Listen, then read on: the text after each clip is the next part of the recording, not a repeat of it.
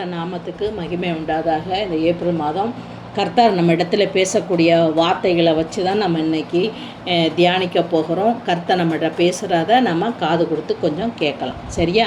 இன்றைக்கி நம்ம எடுத்துக்கொண்ட தலைப்பு இக்கட்டு அப்படின்னு. இப்போ நம்ம யாரை குறித்து நம்ம வேதத்தில் வாசிக்க போகிறோம்னா, இஸ்ரவேல் ஜனங்கள் எகிப்தில் அடிமையாக இருந்த ஒரு சாப்டர் தான். யாத்திராகமம் 5ஆம் அதிகாரம் 19வது வசனத்தில் வாசிச்சிங்கன்னா, நீங்கள் ஒவ்வொரு நாளும் அறுத்து தீர வேண்டிய செங்கலிலே ஒன்று குறைபடாது என்று சொல்லப்பட்டதினாலே இஸ்ரவேல் புத்திரர்களின் தலைவர்கள் தங்களுக்கு இக்கட்டு வந்தது என்று கண்டார்கள்.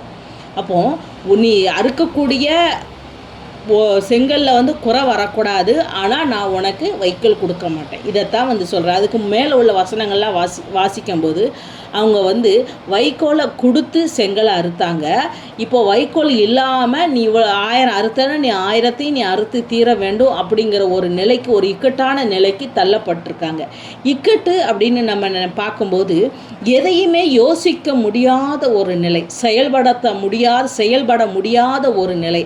நம்மளுடைய 5 புலன்களையும் அடக்கி எதையுமே நம்ம செய்ய முடியாமல் இருக்கக்கூடிய, ஒரே இடத்துல ஸ்தம்பித்து நிற்கக்கூடிய நிலைக்கு தான் இக்கட்டு அப்படின்னு நம்ம சொல்கிறோம். இந்த இக்கட்டான நிலை ஏன் எகிப்தியில் வாழக்கூடிய இஸ்ரவேலுக்கு வந்தது அப்படின்னா, எகிப்தி ஜனங்க தேவனை நோக்கி எங்களை விடுதலை செய்யும், இந்த அடிமையிலிருந்து எங்களை மீட்டு ரட்சின்னு அவங்க கூக்குரலினுடைய சத்தத்தை கேட்டு கர்த்தர் மோசையை அனுப்பி, இவங்களை விடு, இவங்களை நான் துதிக்க வைக்கணும், தேவனுக்கு பலி செலுத்தணும், நீ இவங்களை விடு அப்படின்ட்டு மோசையை அனுப்பி பார்வோனிடத்தில் பேசும்போது தான் ஏற்படக்கூடிய பிரச்சனை தான் இது. நம்ம ஒரு இடத்துல நம்ம வேலை பார்க்குறோம்னா அந்த இடத்துல நம்ம வேலை பார்க்குற நாளில் இருந்து எந்த பிரச்சனையுமே வராது. நம்ம பாட்டுக்கு வேலைக்கு போவோம். அவன் அடித்தாலும் சரி, பிடிச்சாலும் சரி, அதிகமான வேலைகளை கொடுத்தாலும் சரி, 4 மணிக்கு வீட்டுக்கு வர்றதுக்கு 6 மணிக்கு தான் நீ போகணும்னு சொன்னாலும் சரி, சம்பளத்தை 2 மாதம் தாமதித்து கொடுத்தாலும் சரி, எதை பற்றியுமே நம்ம கவலைப்படாமல் நம்ம போய்கிட்டே இருக்கோம். நம்மளுடைய வேலையும் காலங்களும் போயிட்டுருக்கோம். என்னைக்கு நம்ம எதிர்த்து நான் 2 மாத சம்பளம் எனக்கு நீ கொடுக்கலையே, நான் 4 மணிக்கு தானே போகணுன்னு நான் கையெழுத்து போட்டு தானே வேலைக்கு வந்தேன், அக்ரிமெண்ட் அப்படி தானே சைன் ஆகிருக்கு, ஆனால் நீ என்னை 6 மணிக்கு அனுப்பேன்னு ஒரு கேள்வி, ஒரு குரல் எழும்புகிற பொழுது தான் அந்த வேலைக்கான அதிகாரி என்ன செய்யணும், வேலை பழுக்களை அதிகமாக. அதுக்கப்புறம் என்ன ஒரு பிரச்சனை வந்தாலும் அதை உங்களை தூக்கி போட, உங்களுக்கு அந்த வேலை செய்யக்கூடிய இடத்துல ஒரு சமாதானமே இல்லாத ஒரு தன்மைக்கு நீங்கள் தள்ளப்படுவீங்க. இதே தான் இங்கு இஸ்ரவேல் ஜனங்களுக்கும் அந்த ராஜா பண்ணின வேலை இதுதான். அவங்க அடிமையாக இருக்கந்தட்டியும் அவன் தனக்கான எல்லா வேலைகளையும் அந்த ஜனங்களிடத்தில், இஸ்ரவேல் ஜனங்களிடத்தில் வாங்கிக்கிட்டே இருந்தான்.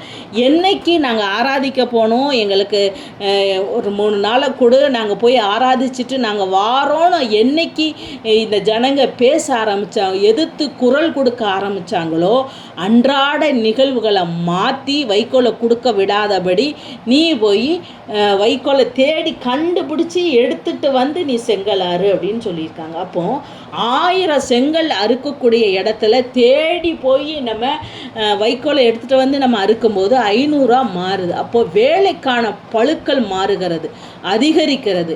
2வது நம்ம மேலே அவன் சொன்னால், நீ 1000 செங்கல் இதுவரை அழுத்ததே மாதிரி எனக்கு அது குறையவே கூடாது, கூட தான் செய்யணுங்கிற ஒரு இக்கட்டான ஒரு நிலைக்கு இது ஜனங்களை தற்கொலையின் ஊடாக கொண்டு செல்லக்கூடிய ஒரு நிலைன்னு கூட இந்த இக்கட்டை நம்ம சொல்லலாம்.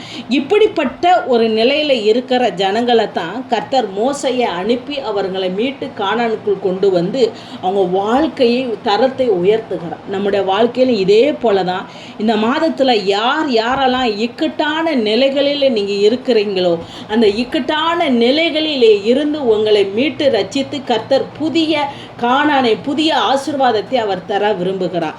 வேலை ஸ்தலத்தில் மட்டும் இந்த இக்கட்டை நம்மளால் பார்க்க முடியாது. குடும்பத்திலையும் கூட கணவன் மனைவிக்கு இடையிலையும் பிரச்சனை வரும். நான் இவ்வளோதான் வருமானம், நான் 5000 தான் கொடுப்பேன், இதை வச்சு நீ குடும்பத்தை நடத்து, நான் 5000க்கு மேலே 1 ரூபாய் காசு கூட கொடுக்க மாட்டேன்னு சொல்லி ஒரு கணவன் தன் மனைவியை இக்கட்டான ஒரு நிலைக்கு தள்ளுகிறது. அவள் அதிக பழுவோடு வேதனையோடு இந்த வாழ்க்கையை உதறிட்டு எப்படியாகிலும் போயிடலாமா அப்படின்னு நினைக்கக்கூடிய ஒரு நிலைக்கு தள்ளப்படுது. அது மாத்திரம் இல்லாமல் ஆண்கள் நிறைய ஆண்களை நம்ம எடுத்துக்கிட்டோம்னா அந்த ஆண்கள் எல்லாம் குடும்பத்தினுடைய தேவைகள் பொருளாதாரங்களை சமாளிக்க முடியாதபடி குடும்பத்தையே விட்டுட்டு ஓடுறதை நம்ம நிறைய பார்க்கலாம். 100% 90 ஆண்மகன்கள் அப்படி தான் இருக்கிறாங்க. மொத்த பாரத்தையும் மனைவின் மேலே போட்டுட்டு தன்னுடைய சுயநலத்துக்காக ஓடுறவங்களும் இருக்காங்க. இதனாலையும் பெண்கள் இக்கட்டான ஒரு நிலைக்கு தள்ளப்படுதாங்க. இந்த இக்கட்டான நிலைகளை சமாளிக்க முடியாதவங்க குடும்பத்தை விட்டு ஓடுறாங்க. ஆனால் இன்னைக்கு கர்த்தர் சொல்லுகிறார், இந்த இக்கட்டில் இருக்கிற ஜனங்களை எப்படி இஸ்ரவேல் ஜனங்களை நான் மீட்டு ரட்சித்து 40 வருஷங்கள் வனாந்தரத்தில் வழி நடத்தி அவங்களுக்கான கானானை நான் தந்தேனோ, அதே போல் இந்த மாதத்தில் யாரெல்லாம் இக்கட்டான ஒரு நிலையில் நீங்கள் இருக்கிறீங்களோ உங்களெல்லாம் மீட்டு கொண்டு வந்து நான் உங்களுக்கு செழிப்பையும் ஆசீர்வாதத்தையும் ஒடுக்குதலிருந்து மீட்பையும் அடிமைத்தளத்திலிருந்து மேன்மையும் நான் உங்களுக்கு தர விரும்புகிறேன். நீ வேலை ஸ்தலத்தில் நீ ஒடுக்கப்பட்டு நீ இக்கட்டான நிலையில் இருக்கிறேன்னு அந்த வேலை ஸ்தலத்தில் இருக்கிற இக்கட்டை மீட்டு உனக்கான ப்ரொமோஷனை கர்த்தர் நிச்சயமாகவே கட்டளையிடுவார். இந்த ஜெபத்தை கேட்டுக்கொண்டு இருக்கிற, இந்த வேதத்தில் இருக்கிற வசனங்களை தியானித்து கொண்டு இருக்கிற ஒவ்வொருவருக்கும் கர்த்தர் சொல்லுகிற ஒரு விஷயம் தான், நீ எந்த இக்கட்டில் நீ இருந்தாலும் சரி, பொருளாதார இக்கட்டில் இருந்தாலும் கர்த்தர் அந்த பொருளாதார இக்கட்டை இந்த மாதத்தில் உடைத்து உனக்கான பெரிய மாறுதலையும் ஆசீர்வாதத்தையும் அவர் இந்த நாளில் உனக்கு தரப்போகிறார். திருமண பந்தத்தில் இக்கட்ட அந்த நிலையில இருந்து கர்த்தர் மீட்க போகிறார். எந்தெந்த இடத்துலலாம் இக்கட்டு என்கிற அடிமை சங்கிலிகள் உன்மேலே திணிக்கப்பட்டு பிணைக்கப்பட்டு இருக்கிறதோ எல்லா இக்கட்டான காரியங்கள் எல்லாம் கர்த்தர் எடுத்து மாற்றி உனக்கான கானானை தருவதைத்தான் இந்த மாதம் உங்களுக்கு வாக்காக கொடுக்கிறார். இக்கட்டில் இருந்து மீட்டு ரட்சிக்கிற தகப்பன உங்கள் பட்சமாய் அவர் இறங்கி வர விரும்புகிறார். உங்களுடைய வாழ்க்கையில பெரிய மாறுதலை ஜெயத்தையும் கொண்டு வர விரும்புகிறார். உன் வேலை ஸ்தலத்திலே உனக்கான அங்கீகாரத்தை தர விரும்புகிறார். குடும்ப வாழ்க்கையில உனக்கான அங்கீகாரத்தை தர விரும்புகிறார். இக்கட்டை போக்கி படிப்பின் காரியத்திலே மேன்மையை தர அவர் விரும்புகிறார். இப்படிப்பட்ட நிலைகளே நீ கடந்து வந்து நீ தேவனுக்கு முன்பாக நிற்கிற பட்சத்திலே கர்த்தர் உனக்கான உத்தரவாதத்தையும் உனக்கான இக்கட்டுகளிலிருந்து மீட்டு ரட்சிக்கக்கூடிய பலத்தையும் அவர் உனக்கு தர காத்து கொண்டிருக்கிறார். யாரெல்லாம் இப்பொழுது ஒரு கணம் உங்கள் கண்களை மூடி தேவ சமூகத்திற்கு முன்பு, ஆண்டவரே, எகிப்தில் அடிமைப்பட்ட இஸ்ரவேலை போல நான் குடும்பத்திலே வேலை ஸ்தலத்திலே அடிமைப்பட்டு இருக்கிறேன், என்னை மீட்டு ரட்சியும் என்று யாரெல்லாம் மன உருக்கத்தோடு தேவனிடத்திலே இந்த விண்ணப்பத்தை வைக்கிறீர்களோ கர்த்தர் இப்பொழுது உங்களிடத்திலே அவர் பேச விரும்புகிறார். உங்கள் இக்கட்டை மாற்றும்படி உங்களிடத்திலே கடந்து வர விரும்புகிறார். கண்களை மூடி ஜெபிப்போம். பரிசுத்த ஆவியானவரே, உம்மை நாங்கள் துதிக்கிறோம், ஸ்தோத்திரிக்கிறோம். ஆண்டவரே, எங்களிடத்தில் இருக்கிற எல்லா இக்கட்டுகளிலிருந்து மீட்டு ரட்சிக்க எங்களை ஒரு கணமாய் நிறங்கி வந்து நீர் மீட்டு ரட்சிக்கும்படியாக ஜெபிக்கிறேன். குடும்ப வாழ்க்கையில இக்கட்டுகளிலும் பொருளாதாரத்திலே இக்கட்டுகளில் நிற்கிற எங்களை மீட்டு ரட்சிக்க ஒருவருமே இல்லையே என்கிற நிலையிலே நிற்கிறோம். ஒரே ஒரு விசையா இறங்கி வாரும். இந்த ஜெபத்தை கேட்டுக்கொண்டிருக்கிற யாவருக்கும், இந்த செய்தியை கேட்டுக்கொண்டு இருக்கிற ஒவ்வொருவருக்கும் என் தேவன் தாமே இப்பொழுது ஒரு பரிபூர்ணமான ஒரு விடுதலையை இக்கட்டிலிருந்து மீட்பை இயேசுவின் நாமத்தினாலே கட்டவிழ்க்கும்படி ஜெபிக்கிறேன். ரீவா ராக்கட்டோ சக லகடபதுரு பக்கத்துருபி ரீவா நாடத ராப லக்கட்டோ பகூத்தரப ரிபி யாக்கரபா. தேவனாகிய கர்த்தர் சொல்லுகிறார், நீ உன் குடும்பத்தில் எவ்வளவு காலங்கள் நீ 10 வருடங்கள் ஒடுக்கப்பட்டு இருக்கிறாய். உன் குடும்பத்திலிருந்து ஒடுக்குதலுக்கு மீட்பை நான் உனக்கு தர வல்லமையுள்ளவராய் இருக்கிறேன். இப்பொழுது அதற்கான விடுதலை உன்னை தேடி கடந்து வருகிறது. என் அன்பு சகோதரியை தேவன் சொல்லுகிறார், உன் இக்கட்டுகள் மாறுவதற்கு இந்த மாதம்தான் உனக்கான மாதமாக இருக்க போகிறது. இந்த மாதம்தான் நீ செழிப்பை கண்டடைய போகிற மாதமாக இருக்க போகிறது. இத்தனை வருட காலமாக எந்தெந்த காரியங்கள் நெருக்கத்திலே ஒடுக்கத்திலே நீ நிற்கிறாயோ, இக்கட்டிலே நிற்கிறாயோ, உன்னை மீட்டு ரட்சிக்க ஒரு கரம் இப்பொழுது உன்னை தொடுகிறது என்று கர்த்தர் சொல்லுகிறார். என் சகோதரியே, தேவனுடைய வல்லமையின் பலத்தை நீ பெற்றுக்கொள் என்று உனக்கு நான் கட்டளையிடுகிறேன். யாவர் மேலும் தேவனுடைய வல்லமையின் கரங்கள் இறங்கி வருகிறது. வேலையிலே கிடைக்கக்கூடிய ப்ரமோஷன் கிடைக்க விடாதபடி இருக்கிற தடைகள் எல்லாம் இப்பொழுது கர்த்தர் கர்த்தர் உடைத்து எரிகிறேன் என்று வாக்கு கொடுக்கிறார். இந்த மாதமே உன் வாழ்க்கையில் ஒரு அற்புதம் நடக்கும் என்று சொல்லுகிறார். திருமண காரியங்கள் நடக்க கூடாதபடி தடைகளும் குழப்பத்தை சந்தித்து வருகிற என் சகோதரனை சகோதரியை கர்த்தர் சொல்லுகிறார்.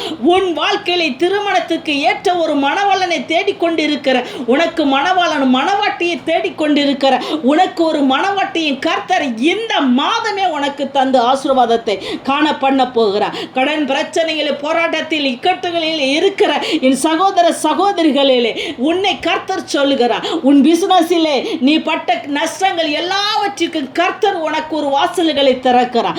இந்த இக்கட்டான பிரச்சனையிலிருந்து கர்த்தர் உன்னை மீட்டு ரட்சித்து உன் கடனை அடைப்பதற்கான வழிகளையும் வாசல்களை கர்த்தர் திறக்கிறார். அதற்கென்று ஒரு மனிதனை நியமித்து இருக்கிறார். சீக்கிரமாக அந்த மனிதனை உன் கண்கள் காணும். ஆச்சரியம், இந்த மாதமே அந்த காரியங்கள் நடக்கும் என்று கர்த்தர் கட்டளை இடுகிறார். வியாதியோடு நெருக்கத்திலும் இடுக்கத்திலும் இருக்கிற சகோதர சகோதரியை கர்த்தர் உன்னை பார்த்து சொல்லுகிறார். உன்னை மீட்டு ரட்சிக்க நான் இறங்கி இருக்கிறேன். நீ எழும்பு, வியாதி நுகங்களை உடைத்து எழும்பு என்று கர்த்தர் சொல்லுகிறார். இதுவரை காணாத ஒரு விடுதலையும் இதுவரை காணாதபடி ஒரு சுகத்தையும் நான் உனக்கு கட்டளை இடுகிறேன். என் பலன் உன்மேல் இறங்கும் என்று கர்த்தர் சொல்லுகிறார். என் உத்தரவாதம் உன்மேலே இறங்கும். குடும்பத்திலிருந்து ஒதுக்கப்பட்ட நிலையில இருக்கிற உன்னை கர்த்தர் இப்பொழுது அந்த இக்கட்டை மாற பண்ணி உன்னை எடுத்து பயன்படுத்த விரும்புகிறேன் என்று சொல்லுகிறார். தகப்பனே, உமக்கு நன்றி. இந்த ஜெபத்தை கேட்டுக்கொண்டிருக்கிற, இந்த செய்தியை பார்த்து கொண்டிருக்கிற யாவருக்கும் கர்த்தாவே, இந்த மாதத்தில் ஒரு விடுதலையை நீர் கட்டவிழ்ப்பதற்காக நன்றி தகப்பனே. ஒவ்வொருவரையும் மீட்டு ரட்சியும், ஒவ்வொருவரையும் பாதுகாத்து கொள்ளும் ஆண்டவரே. ஆண்டவரே ஸ்தோத்திரம் ஆண்டவரே. ஒவ்வொருவருக்குள்ளும் ஒரு பெரிய ஆசீர்வாதத்தை வைப்பீராக. ஆசீர்வதி இயேசுவின் நாமத்தில் ஜெபிக்கிறோம் பிதாவே, ஆமென். இந்த ஜெபத்திலே உங்களுக்கு ஏதாகிலும் ஜெபிக்க வேண்டும் என்கிற விண்ணப்பங்கள் இருக்குமானால், அல்லது ஏதாகிலும் நீங்கள் பேச வேண்டும், ஏதாவது ஒரு விளக்கம் தரிசனத்திற்கோ அல்லது சொப்பனத்திற்கோ ஏதாகிலும் விளக்கங்கள் வேண்டும் என்று நீங்கள் நினைப்பீர்களானால் நீங்கள் இந்த இதில் வரக்கூடிய ஜெப நம்பரில் நீங்கள் தொடர்பு கொண்டீங்கன்னா கண்டிப்பாக உங்களுக்காக நாங்கள் ஜெபிக்க காத்திருக்கிறோம். உங்களுக்கான தீர்க்கதரிசியாகிய நான் உங்களுக்காக காத்திருக்கிறேன். கண்டிப்பாக உங்கள் வாழ்க்கையில் மறைந்திருக்கிற எல்லா ரகசியத்தையும் கர்த்தர் வெளியில் கொண்டு வருவார்.